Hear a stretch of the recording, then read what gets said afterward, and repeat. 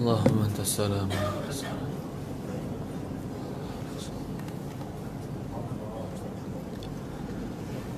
Bismillahirrahmanirrahim. Assalamualaikum warahmatullahi wabarakatuh. Alhamdulillahi wassalatu wassalamu ala asyrafil anbiya'i wal mursalin ala nabiyyina Muhammadin sallallahu alaihi wa ala alihi wa sahbihi wa sallam. Ashhadu an la ilaha illallah wahdahu la syarika lah wa ashhadu anna Muhammad abduhu wa rasuluhu la nabiyya ba'd.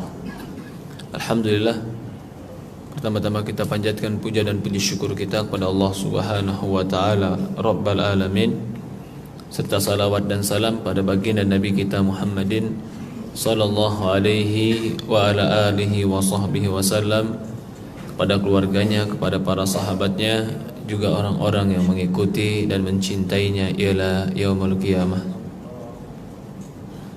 Alhamdulillah, para jamaah salat zuhur yang dimuliakan dan dirahmati oleh Allah Subhanahu wa taala, Allah kumpulkan kita di waktu zuhur ini. Setelah salat zuhur berjamaah, kita berkumpul di sini untuk membacakan ayat-ayat Allah berkenaan tentang nama-nama Allah Subhanahu wa taala, dan berkenaan tentang apa saja yang bisa kita petik faedah-faedah dari nama tersebut dan konsekuensi keharusan yang harus kita lakukan jika kita mengenal nama-nama Allah tersebut. InsyaAllah pada hari ini kita akan membahas beberapa nama Allah. Salah satu yang kita bahas adalah Al-Wasi'. Wasi' itu yang maha luas. Asal kalimat dari wasa'a, wasi'a kursiyus samawati wal ard. Dalil dari Quran bahwasannya dia itu adalah wasi'. Di dalam surat Al-Baqarah ayat 115, Allah Subhanahu wa taala berfirman, "Fa aynama tuwallu fa thamma wajhullah innallaha wasi'un alim." Kata Allah Subhanahu wa taala, "Fa aynama tuwallu," kemana saja kamu arahkan wajahmu, fa thamma wajhullah, maka disitulah arah Allah Subhanahu wa taala. Innallaha wasi'un alim, sesungguhnya Allah maha luas dan maha mengetahui. Ayat ini sebenarnya berkenaan tentang kiblat. Dahulu di zaman Nabi Muhammad SAW, di awal-awal Islam, kiblat itu mengarah kepada Palestina atau Masjidil Aqsa. Masjidil Aqsa itu juga salah satu masjid yang dibangun oleh baginda Nabi Ibrahim alaihissalam. Maka di awal-awal Islam, ke arah inilah orang sholat, sampai datang arah perintah untuk sholat menghadap Ka'bah. Dan Rasulullah SAW sangat rindu untuk sholat menghadap Ka'bah. Ketika datang perintah menghadap Ka'bah, dalam sebuah kisah, ada sebagian sahabat sedang sholat subuh yang menghadap ke arah Palestina. Kemudian ketika dikabarkan perintah sekarang menghadap Ka'bah, maka mereka dalam sholat rakaat kedua mengarahkan wajah mereka ke arah Ka'bah. Sebagian sahabat mengatakan, kalau sekarang kita sholat menghadap Ka'bah, bagaimana pahala kita ketika kita sholat menghadap Palestina kemarin, Masjidil Aqsa? Maka turunlah beberapa ayat Allah Subhanahu wa taala yang mengabarkan tentang itu. Di antaranya adalah Allah Subhanahu wa taala mengatakan, "Wa ma kana Allah liyudi'a imanakum." Allah tidak akan menyia-nyiakan iman kalian. Para ulama menafsirkan turunnya ayat ini maksudnya adalah Allah tidak akan menyia-nyiakan salat kalian yang menghadap Masjidil Aqsa, tetap dihitung pahala. Di dalam ayat ini sekarang Al-Baqarah 115, Allah mengatakan, fa aina ma tuwallu, kemanapun engkau palingkan wajahmu, fa thamma wajhullah, kesanalah arah Allah. Innallaha wasi'un alim. Sesungguhnya Allah maha luas lagi maha mengetahui. Kalau dalam ayat ini menunjukkan bahwasannya kemana saja arah kita dalam keadaan terpaksa, maka itu boleh. Atau dalam keadaan kita belum tahu kiblat, kemana saja arah kita sholat, maka itu boleh. Innallaha wasi'. Sesungguhnya Allah yang maha luas, alimun, dan maha tahu. Karena kemanapun kita mengarah, itu tentu mengarah kepada Allah yang maha luas, yang maha besar. Makna al-wasi' di dalam hak Allah subhanahu wa ta'ala. Wasi' tadi maha luas. Apa maknanya? Wasi' itu adalah sifat yang terkait dengan zat Allah subhanahu wa ta'ala, yang tidak akan mungkin bagi seorang pun membatasi pujian kepada dia. Bahkan Allah subhanahu wa ta'ala, dia yang memuji terhadap dirinya. Jadi kalau kita mau mendefinisikan wasi' yang maha luas, semana luasnya, kita tidak akan pernah bisa memberikan batasan sebagaimana luasnya Allah subhanahu wa ta'ala. Tapi Allah yang lebih tahu tentang dirinya. Kita hanya cuma lihat makhluk-makhluknya. Ketika makhluknya saja kita lihat begitu luas dan begitu besar, maka Allah subhanahu wa ta'ala tentu pasti lebih besar daripada makhluk-makhluk yang telah dia ciptakan ini. Dan ketika kita memahami ini, kita tidak akan pernah bisa membayangkan dan membatasi sebesar dan seluas apa Allah subhanahu wa ta'ala. Mungkin ketika kita sekarang di dalam masjid ini, yang kita lihat yang paling besar dalam masjid ini adalah ruangan ini yang besar. Ternyata ketika kita keluar dari masjid ini, kita melihat di luar dari masjid ini, kita lihat gunung. Kita menyangka gunung yang paling besar. Ternyata ketika kita melihat di antaranya lagi ada makhluk Allah lebih besar, yaitu alam ini, bumi. Kita ketika melihat bumi ini seolah-olah besar. Ternyata kata ilmu pengetahuan ada makhluk yang lebih besar daripada bumi, matahari besar. Bahkan sebagian orang mengatakan matahari itu lebih besar ratusan ribu kali daripada besarnya bumi. Dan matahari yang besar ini ternyata jika dilihat dari alam-alam yang lain, itu hanya bagian kecil dari galaksi, kumpulan planet-planet. Ya subhanallah. Bahkan dikatakan kalau seandainya manusia mempunyai kekuatan kecepatan seperti kecepatan cahaya, untuk dia memutari satu galaksi, mungkin dia membutuhkan waktu ribuan tahun untuk memutari satu galaksi, satu tatanan surya tadi. Allah subhanahu wa ta'ala punya ribuan galaksi yang belum pernah ditemui oleh manusia. Dan ini diakui oleh pengetahuan. Berarti seberapa besar alam ini? Bisa kebayang alam ini? Bayangan kita saja tidak bisa membayangkan alam ini. Itu baru makhluknya. Baru makhluk yang bisa kita lihat dengan teropong yang mungkin bisa dihitung manusia. Ternyata jika kita lihat manusia dengan alam semesta ini, yang kita bisa melihatnya secara mata kita, manusia itu hanya sebagaikan sebuah debu, kecil sekali. Bahkan bumi, mungkin bumi itu hanya sebutir tanah atau sebutir pasir di alam-alam yang besar ini. Dan Allah subhanahu wa ta'ala punya 7 lapis langit. Jadi yang ternampak oleh orang sekarang yang pakai mikrofon itu, orang melihat alam, melihat matahari, melihat planet, itu cuman tingkatan langit yang pertama. Setiap satu langit, kata para ulama, ke langit yang kedua, langit kedua lebih luas daripada langit pertama.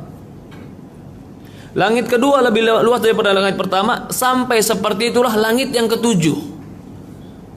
Dan belum pernah ada manusia yang bisa sampai langit kedua. Kenapa?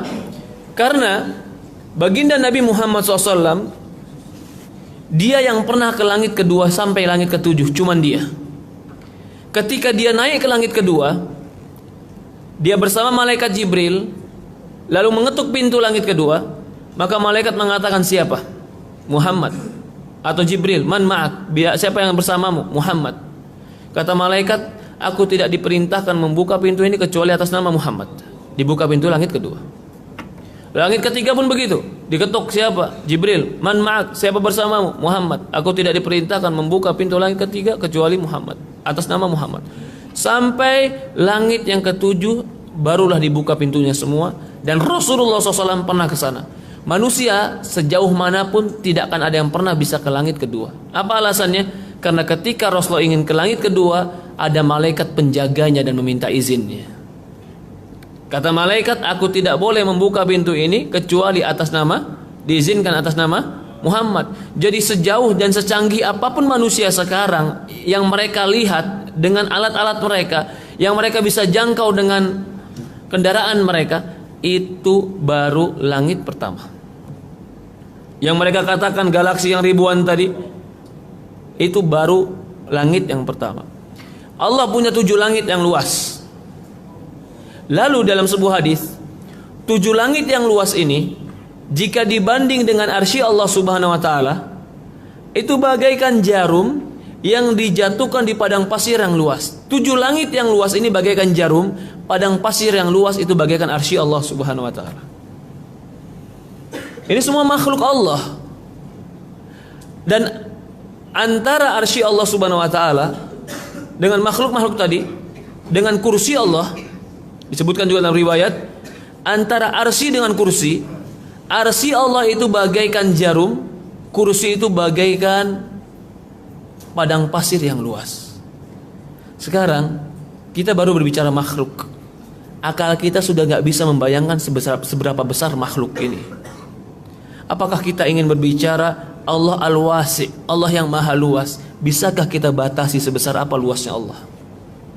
Tidak akan pernah bisa.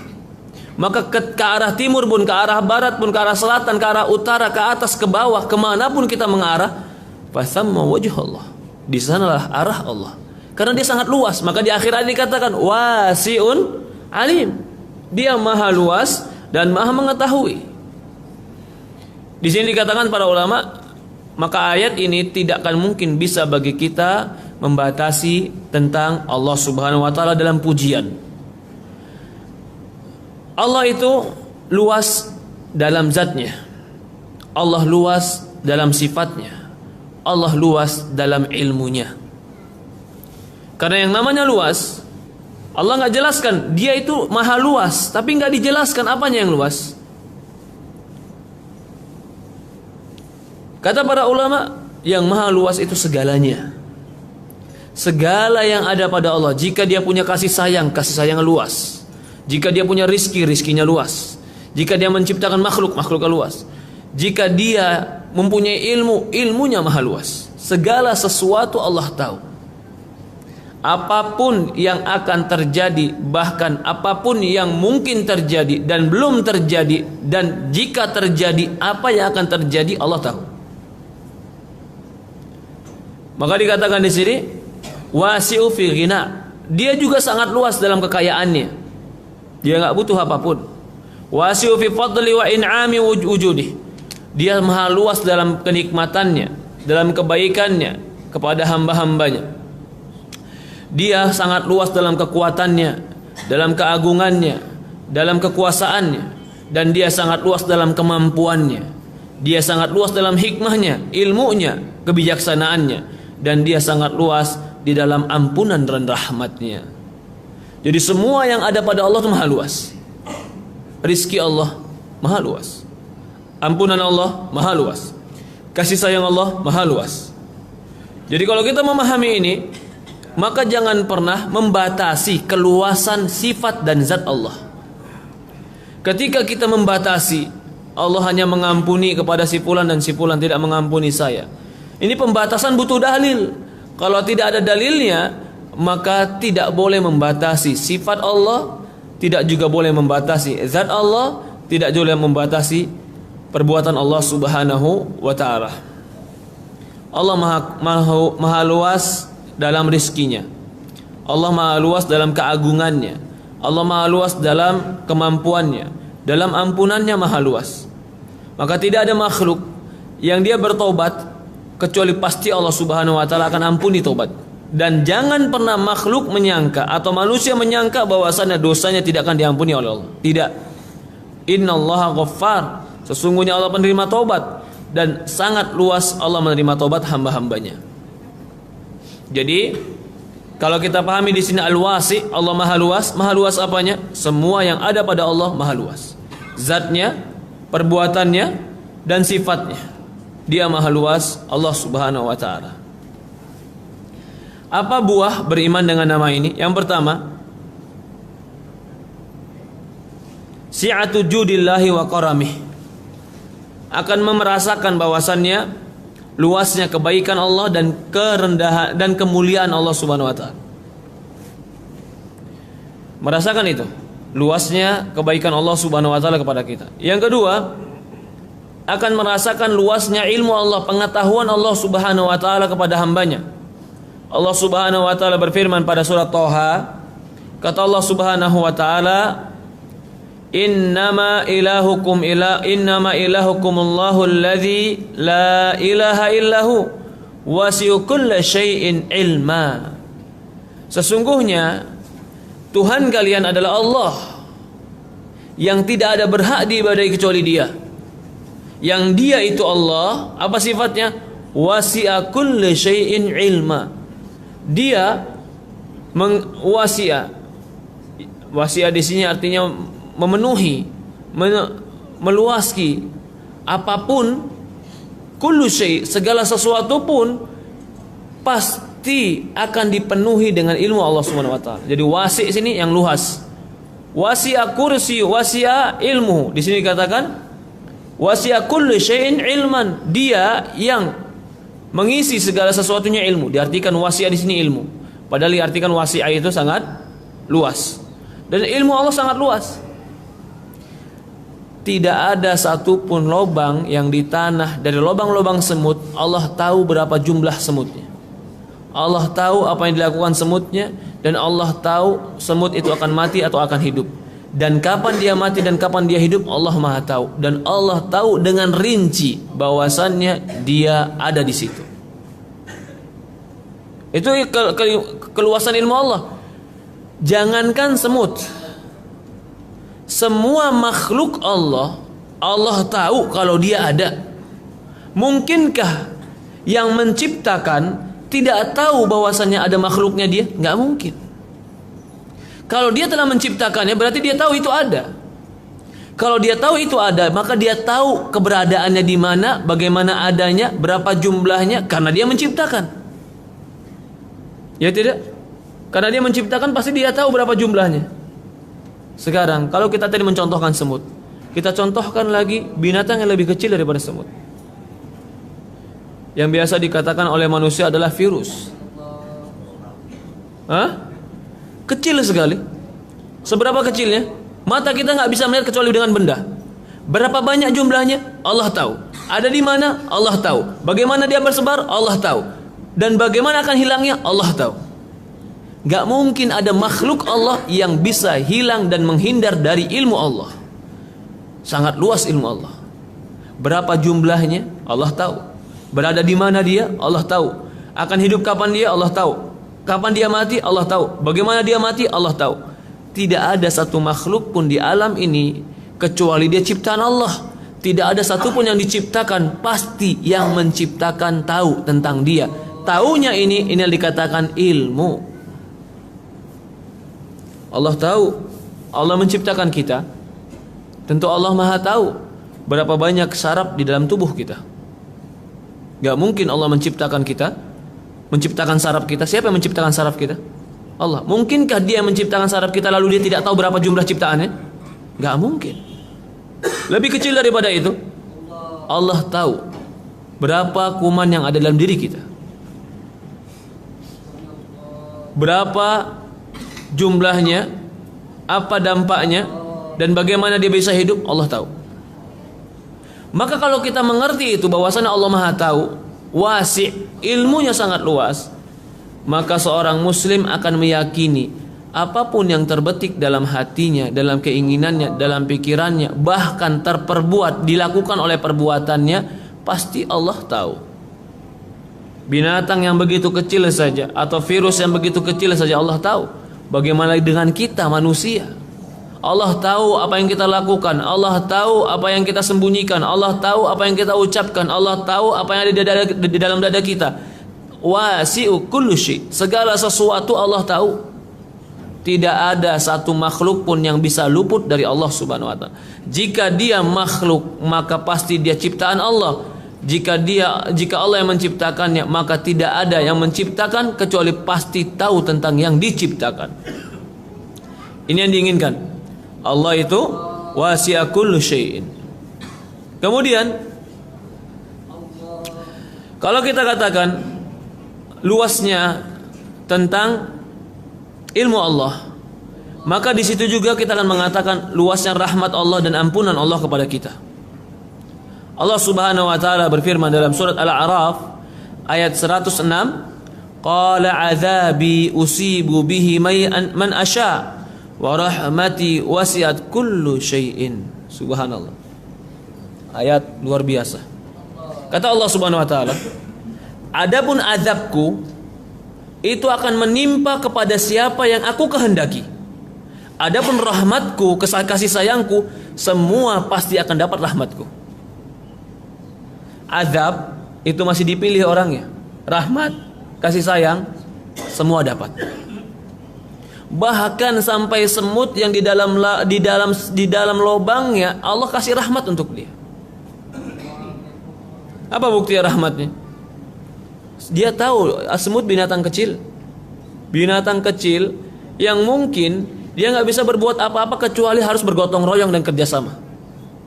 Allah jadikan dalam fitrah dan tabiat semut tadi, dia menjadi hewan yang bekerja sama dan bisa mengangkat barang yang besar. Siapa yang memberikan dia pelajaran bahwasannya dia harus kerjasama? Begitu lahir tiba-tiba dia langsung bisa kerjasama. Siapa yang ngajarin dia? Allah. Siapa yang ngajarin dia bisa bikin sarang di dalam tanahnya agar dia selamat? Apakah dia punya akal? Tidak. Dia cuma punya fitrah. Fitrah itu siapa yang menciptakan? Allah. Burung, kita pernah contohkan burung. Begitu dia keluar dari telurnya, tiba-tiba dia keluar menjadi burung. Begitu dia menjadi ibu, dia bisa langsung bikin sarang burung. Siapa yang ngajari dia bikin sarang burung? Pakai kuliah? Gak perlu pakai kuliah. Dia bisa pilih mana batang pohon dan mana mana daun yang pantas untuk jadi sarangnya. Siapa yang mengajarinya? Allah. Rahmat Allah wasiat kullu syai. Segala sesuatu itu ada rahmat Allahnya. Sampai orang tabrakan saja ada rahmat Allah pada dia. Bagaimana Pak? Orang tabrakan kok bisa ada rahmat Allah pada dia? Orang tabrakan Pak, begitu tabrakan dia patah tangan sama kakinya, apa yang dialami dia? Pingsan. Pingsan itu bagian rahmat Allah. Kalau dia biarkan hidup dan merasakan sakitnya, gak bakalan mampu dia. Puncak dari sakit Allah kasih pingsan. Allah kasihan sama dia. Bahkan ibu-ibu yang melahirkan, pasti di dalamnya ada rahmat Allah. Begitu dia mau melahirkan, sakitnya luar biasa. Habis selesai masa iddah dan masa nifasnya 40 hari, lupa dia bagaimana sakitnya melahirkan. Rahmat Allah kepada dia. Coba si ibu-ibu terus ingat setiap malam, ingat bagaimana sakit melahirkan. Kira-kira bapak-bapak datang ke dia gimana? Enggak, sakit melahirkan. Enggak mau dia datengin. Rahmat Allah kepada dia, dilupakan sakit itu sama dia. Jadi sebenarnya rahmat Allah itu semua pasti dapat rahmat Allah, tapi azab Allah hanya Allah pilih untuk orang-orang yang Allah murkai. Maka rahmat Allah wasiat kullu syai, segala semua pasti dapat rahmat Allah. Orang mukmin, orang kafir pasti dapat rahmat Allah. Semua pasti dapat rahmat makan. Siapa yang bisa terhindar dari makan? Makan itu rahmat Allah. Bahkan rahmat berkeluarga. Firaun dikasih oleh Allah keluarga. Tapi rahmat khusus mungkin tidak diberikan kecuali hanya kepada orang yang khusus. Apa itu rahmat yang paling besar dari Allah? Maghfirah, ampunan dan surga. Ini hanya Allah berikan kepada orang yang mengkhususkan Allah dalam hatinya. Maka Allah berikan dia kekhususan untuk dia. Tapi ketika orang tidak mengkhususkan Allah dalam hatinya, dia membiarkan Allah, dia bahkan mengacuhkan Allah, maka Allah berikan dia sebagaimana orang-orang yang umumnya. Karena dia tidak mengkhususkan Allah dalam dirinya. Ketika dia khususkan Allah dalam doanya, dalam ibadahnya, dalam mintanya, dalam tawakalnya, dalam takutnya, dalam harapnya, dia mengkhususkan Allah dalam dirinya, dalam kecintaannya, pasti Allah akan balas untuk dia. Allah khususkan dirinya. Khusus yang terbaik, Allah akan berikan rahmat khusus untuk dia. Apa rahmat khususnya? Bukan makan lagi, karena semua makhluk dikasih makan, sampai hewan dikasih makan. Bukan lagi hidup rahmatnya, semua makhluk dikasih hidup. Tapi rahmat khusus kepada dia, Allah mudahkan dia masuk ke dalam rahmat Allah yang paling luas, yaitu surga Allah Subhanahu wa ta'ala. Ini dikatakan bahwasanya rahmat dan ampunan Allah itu sangat luas. Yang berikutnya, kalau kita sudah memahami bahwasanya Allah maha luas, kita sudah katakan tadi, yang maha luas itu bukan berarti luas zatnya saja. Luas zat bermakna besar. Kita sudah gambarkan tadi bagaimana besarnya makhluk, besarnya alam, besarnya arsy. Kalau itu saja sudah tidak bisa terbayangkan di akal kita, maka Allah maha luas secara zatnya, maka tidak akan pernah bisa dibayangkan oleh akal kita. Begitu juga sifatnya. Sifat Allah mengampuni, sifat Allah ilmu Allah tadi kita katakan meliputi segala sesuatunya. Begitu juga rahmat Allah, sifatnya, sifat merahmatinya meliputi segala sesuatunya. Kemudian dikatakan juga diantaranya adalah luasnya penciptaan Allah di dalam perbuatannya di bumi. Ini sudah kita contohkan tadi. Penciptaan Allah sangat luas. Manusia menyangka bahwasannya ketika dia melihat alam tadi, membayangkan besarnya planet-planet dan galaksi tadi, mereka menyangka bahwasannya itu sudah besar. Padahal Allah punya makhluk-makhluk yang lebih besar daripada itu yang tidak bisa dilihat oleh manusia. Salah satunya adalah arsy tadi kita sebutkan. Tapi ada juga yang lain. Allah punya malaikat yang memikul arsy Allah Subhanahu wa taala sebanyak 8 malaikat. Yahmilu arsya rabbika yauma idzin tsamaniyah. Ketika itu akan ada 8 malaikat yang memikul arsy Allah Subhanahu wa taala. Disebutkan dalam sebuah riwayat, malaikat itu luas badannya dari mulai anak telinganya sampai ke bahunya itu perjalanan lebih daripada 70 tahun. Ya subhanallah. Lebih daripada 70 tahun. Itu makhluk Allah, malaikat. Dan ternyata malaikat ini bukan makhluk yang terbesar. Maka dikatakan di sini, semua makhluk Allah itu banyak makhluk-makhluk yang besar. Besar enggak makhluk Allah tadi, Pak? Malaikat tadi besar tidak? Alam tadi besar tidak? Lalu manusia yang begini kecil tiba-tiba nantang Allah. Ya subhanallah. Manusia yang begini kecil menantang Allah.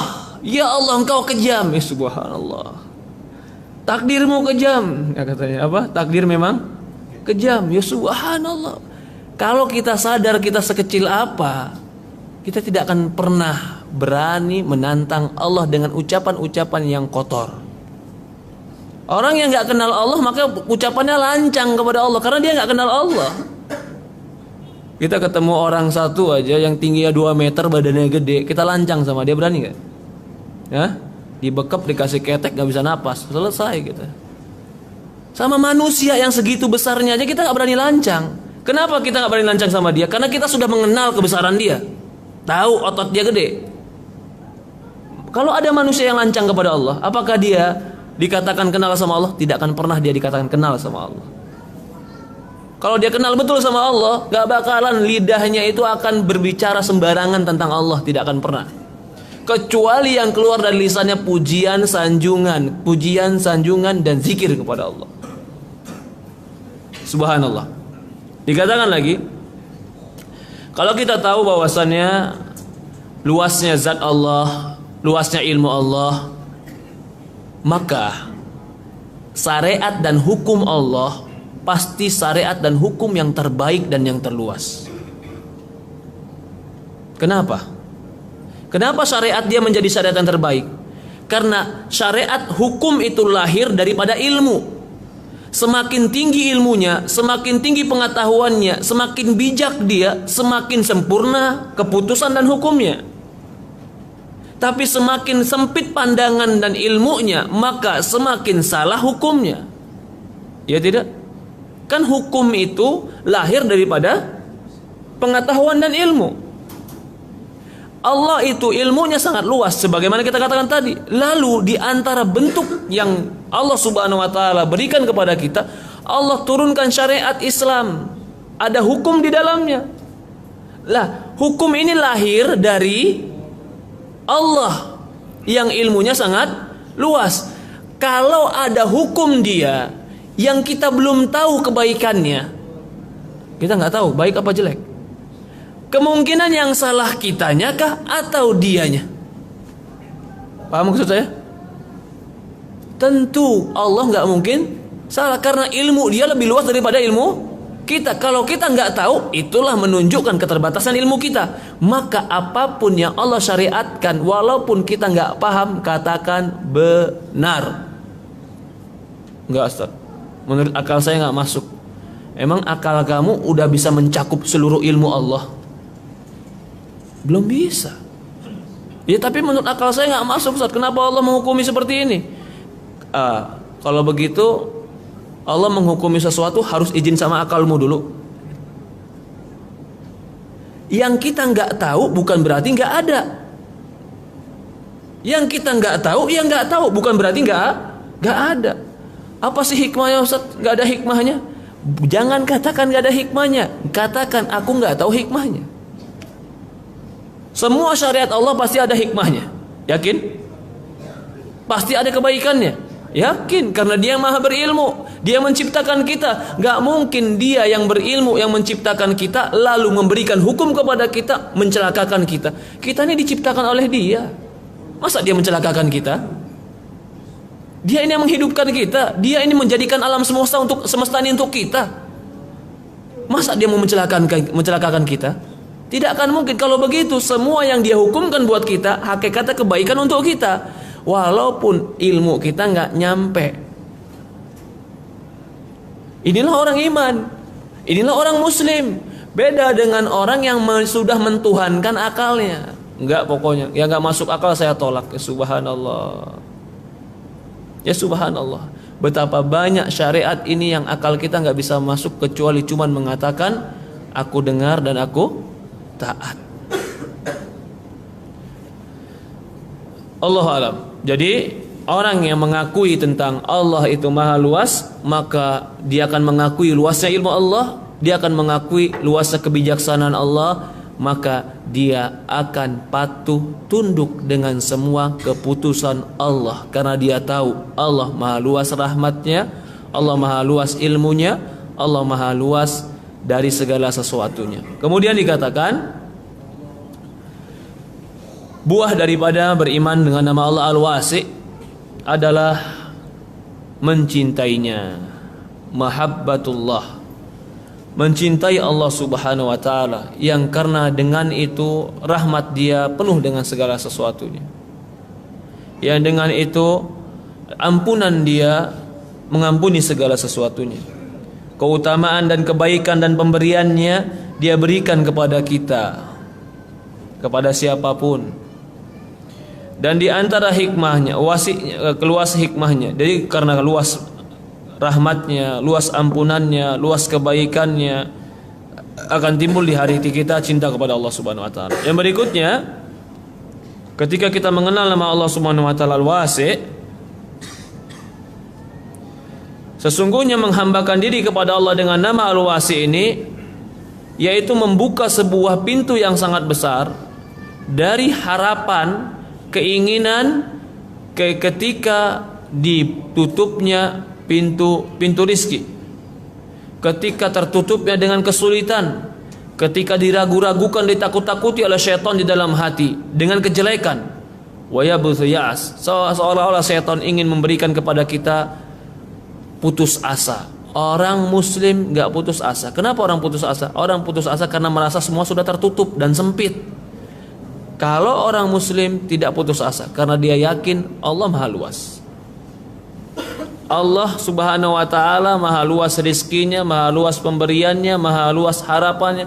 Berharap sepenuh-penuhnya kepada Allah, berharap kepada Allah Subhanahu wa taala sebesar-besarnya.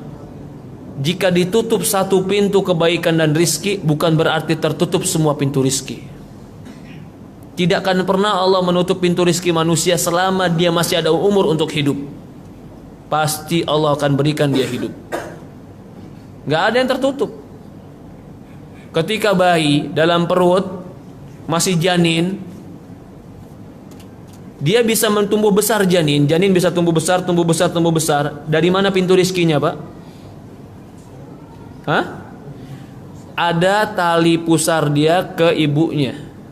Ini yang menyambungkan kan.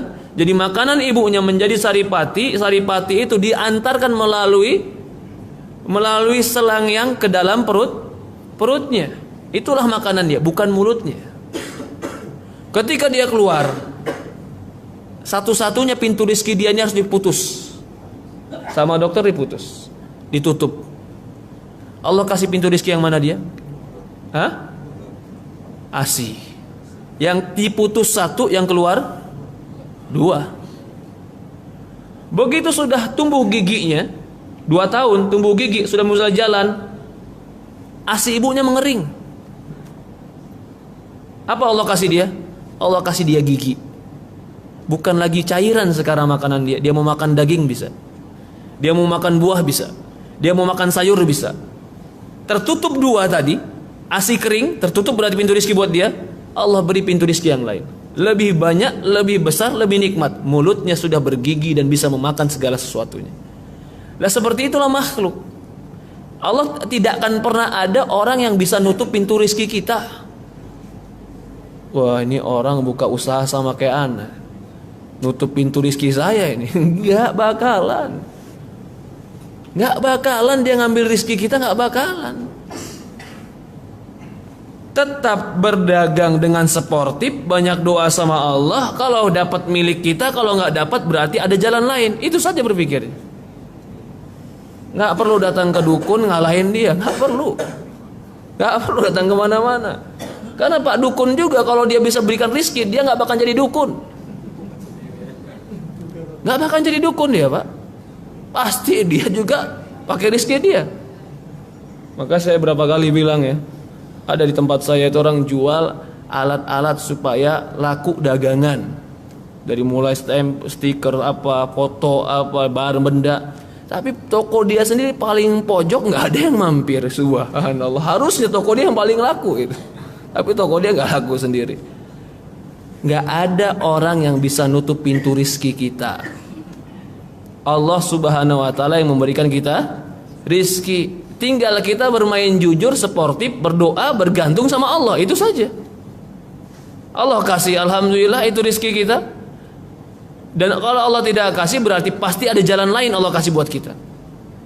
Allah menginginkan kehendak yang lain untuk kita. Yang berikutnya, yang ketiga, anta'abbud lillahi ta'ala bi ismih wasi' yaruddu waswas syaitan. Orang yang mengenal nama Allah itu Al-Wasi akan menolak dalam dirinya waswas syaitan. Innama syaitan ya'idukumul faqr wallahu ya'idukumul maghfirah. Apa sih salah satu waswas syaitan yang diberikan kepada kita? Allah sebutkan di Quran. Syaitan itu ya'idukumul faqr. Syaitan itu selalu membisikkan kepada kamu miskin. Nanti kamu miskin, nanti kamu miskin, nanti kamu miskin. Apa dampaknya? Yang haram diambil. Sampai keluar yang haram aja susah, apalagi yang halal. Itu kalimat yang keluar dari jiwa yang kerdil. Nggak mungkin yang haram aja susah, yang halal nggak mungkin. Cuman menjadi kecil jiwa. Ini katanya yuwaswisu syaitan. Karena syaitan sendiri Allah mengabarkan dalam Quran, ya'idukumul faqr. Syaitan itu akan menjanjikan untuk kalian fakir. Jadi dia bayang-bayangi terus sama syaitan itu kita fakir.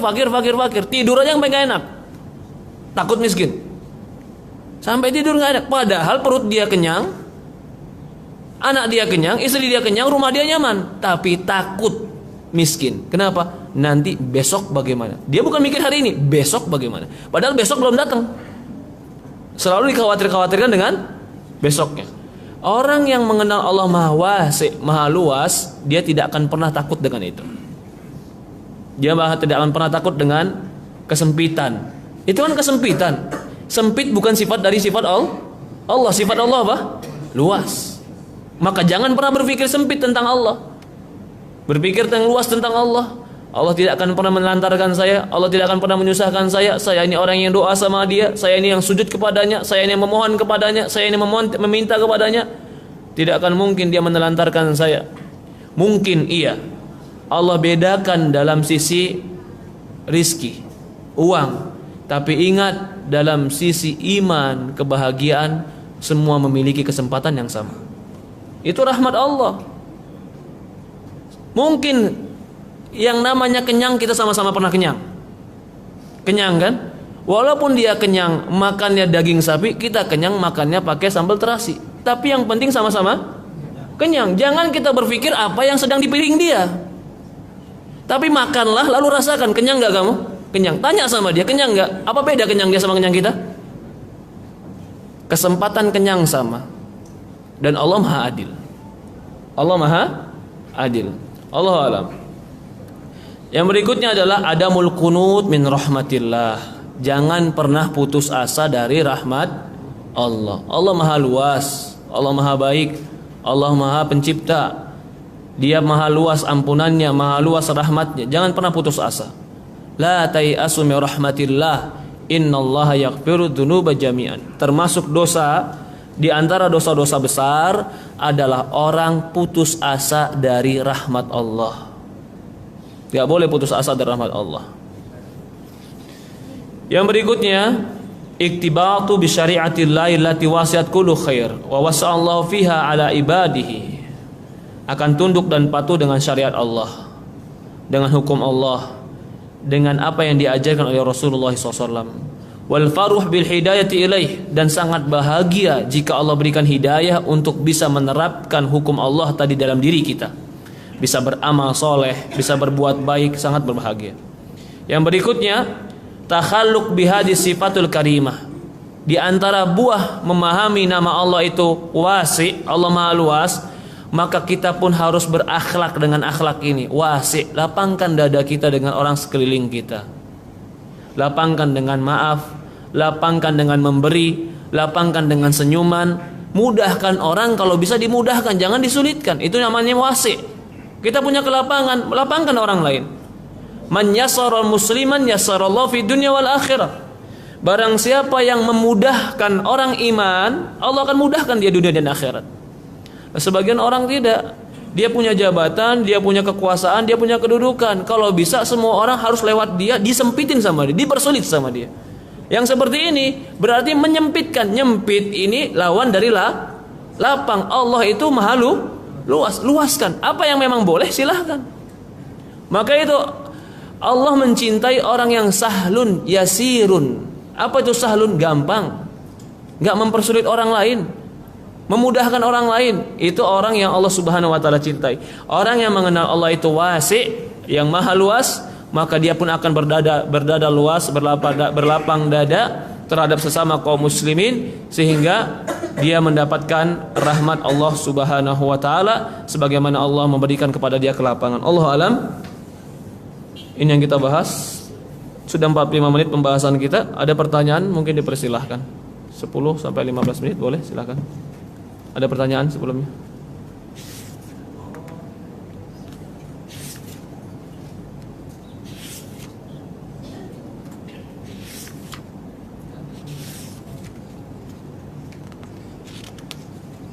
Astagfirullahaladzim. Ya, tidak ada, kita cukupkan ya Pak. InsyaAllah pertemuan-pertemuan akan datang 2 minggu lagi kita akan membahas nama Allah yang lain, yaitu nama Ar-Raqib atau As-Sami'. Ar-Raqib dan As-Sami'. Subhanakallahumma wa bihamdi, subhanallah ilaha illa anta nastaghfiruka wa atubu ilaik. Assalamualaikum warahmatullahi wabarakatuh.